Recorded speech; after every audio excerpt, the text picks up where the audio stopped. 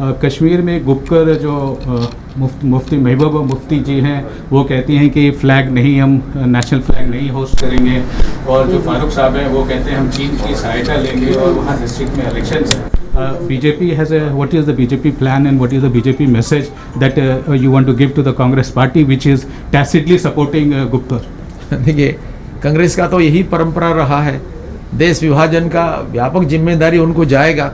देश का कोई आर्थिक, राजनीतिक, भौगोलिक, ऐतिहासिक आधार पर विभाजन नहीं हुआ है, सांप्रदायिक आधार पर विभाजन किया है उन्होंने, और विभाजन को स्वीकार लिया है, जबकि अपरिहार्य नहीं था, अनअवॉइडेबल नहीं था।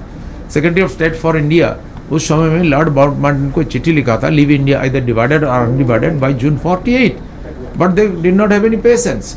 और इसमें इसका रुचि यही था, सत्ता राष्ट्र से बड़ा उनके लिए, लेकिन हमारे लिए राष्ट्र नंबर 1 है। और इसलिए हमारा जो प्रतिष्ठाता डॉक्टर श्यामा प्रसाद मुखर्जी ने एक देश में 2 निशान, 2 विधान, 2 प्रधान, नहीं चलेगा, नहीं चलेगा, ये नारा देते हुए कश्मीर की मिट्टी में पदार्पण किया है, और उनका निधन भी हो गया है। आज विश्व में अनेक लोगों, मेरा भी संदेह है कि उनको कारागार में हत्या किया गया है, यह संदेह आज अप्रमाणित नहीं हुआ है।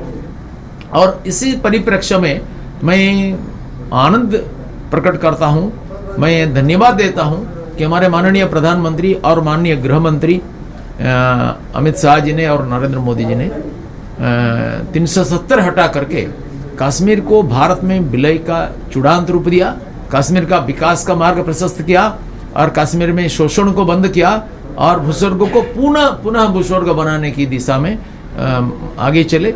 और इसीलिए कश्मीर में जो विकास पर्व चल रहा है, इसको खंडित करने के लिए कुछ निहित स्वार्थवादी नेता जो ऐसा बोल रहे हैं, जो पाकिस्तान का समर्थन कर रहे हैं, उनको तो भारत में रहने का अधिकार नहीं है।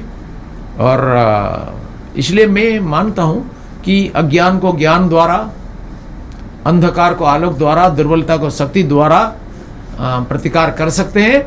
और इसलिए राष्ट्र विरोधी गतिविधि को हम प्रखर राष्ट्रवाद के द्वारा ही तिरोहित करेंगे। और इस दिशा में कई मंत्रियों को भी आदेश हुआ है कश्मीर जाने के लिए, हम भी जाएंगे। और पूरा राष्ट्र का वार्ता, संवेदना कश्मीर वासियों के साथ है, और हम इसको उनको बताएंगे। और ये राष्ट्र से आज ब्रह्मांड की कोई ताकत नहीं है भारत से कश्मीर को अलग कर सकता। सर सवाल ये है आगे कि पीओके कब तक वापस लिया जाएगा, और इसके लिए क्या कोई रणनीति सरकार ने बनाई?